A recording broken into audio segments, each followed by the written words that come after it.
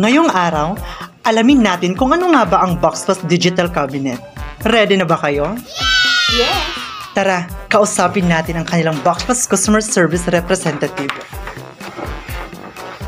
Pero teka, magdadala ba ako ng parcel?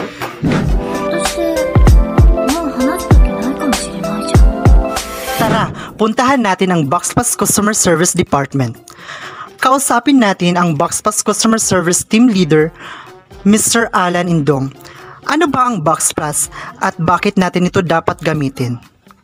Yung si BoxPlus po ay isa po siyang high-tech na storage ng parcel. So, ang pinakamaganda niya kasi meron siyang matatanggap na one-time password. So, dapat nilang gamitin ito ng mga tenant kasi in case na wala sila sa mga condo nila or sa unit nila, so meron silang paparating na mga parcel. So, sabihin na lang nila doon sa mga doon sa mga courier na ipalagay lang nila doon sa BoxPlus. Pero ang pinaka-importante lang noon kung ano yung contact number na nilagay doon sa parcel at saka yung gamit nila is tugma kasi doon po mag-text yung one-time password. So yung one-time password na yun po yung gagamitin nila para i-claim nila yung parcel nila doon sa BoxPlus. So ganun lang kasimple ang si BoxPlus at saka safe and convenient pa ito.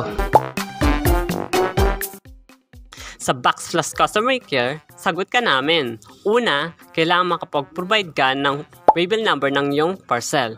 Pangalawa, gamit ang iyong mobile phone number, mabe-verify namin ang iyong account. At pangatlo, laging tandaan ang drop-off date ng iyong parcel. At dahil dyan, i-BoxPlus na yan! Makikita ang aming contact number sa mga BoxPlus cabinet na malapit sa inyong lugar. Maaari nyo rin kaming tawagan sa mga numerong makikita nyo sa ibaba. Alam niyo ba na ang BoxPlus Digital Cabinet ay hindi lang shipping address para sa hassle-free experience? Pwede mo rin silang maging advertising partner. Kaya't ano pang hinihintay nyo? Gumamit na ng BoxPlus dahil dito lahat ng box ay may plus. Kaya't i-BoxPlus mo na yan!